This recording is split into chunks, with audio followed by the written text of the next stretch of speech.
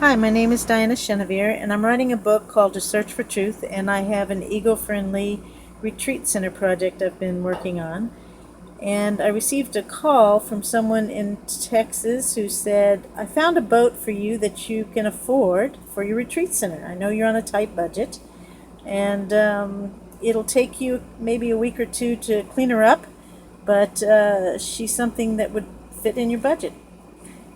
Long story short, I did have someone send me pictures, and the exterior looked okay because they pressure washed the boat, and it was the interior that really had the work to be done. And it wasn't until I arrived in Texas and saw the interior that reality hit.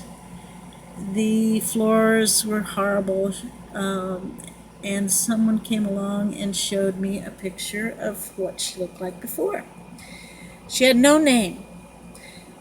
The interior was dirty, everything was filthy, so I began cleaning her up little at a time.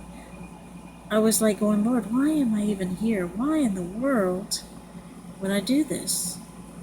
I got a friend of mine to come and help me pull out all the old lining, and we had to haul it onto the dock and out to the trash. And a little boy came and visited us down that is in the marina and talked to us every day, which was nice.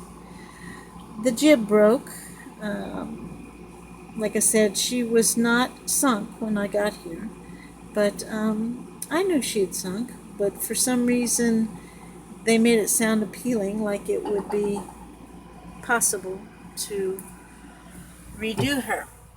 Anyway, this is the head, the bathroom, and this was the nasty floor. And this is her cleaned up since I've worked on her. This was the mirror, and I replaced it with one from Hobby Lobby, and got her cleaned up and made her nice and blue. I started from the bow, so this is the V-berth, how nasty it was before. And as I cleaned her up, she got a little bit better each time. I had to sand, and then I painted her, and so she started looking better. Inch by inch. But when I was doing all the really dirty work, I was asking God, was I crazy? What was it? Why would I take on such a project that was so filthy? I cried a little bit, probably mostly tears in my eyes, as I prayed. And God gave me a revelation. He started revealing to me that before I rededicated my life to Christ, I was dirty like that inside. And little by little, He was patiently working on me as I allowed Him to. So when I looked at this picture, I started realizing before I became a Christian, I wore a mask and I was a professional and did a lot of interesting things, but inside there was an emptiness, and I was sinking, and it was like my head, my nose was just above the water, and I was barely surviving. But God lifted me up, and even though I had some trials during the process, He lifted me up and cleaned me up.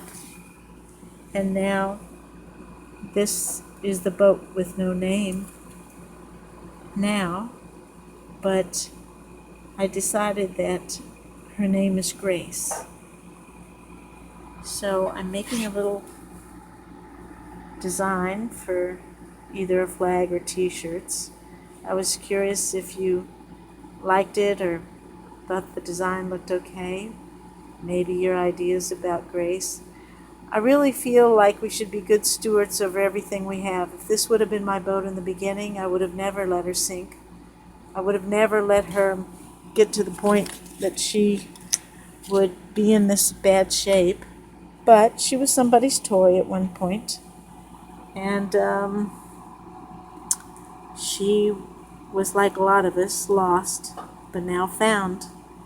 And she will be the first boat for my retreat center project and the last chapter for my book, A Search for Truth. Let me know what you think. Thanks. God bless.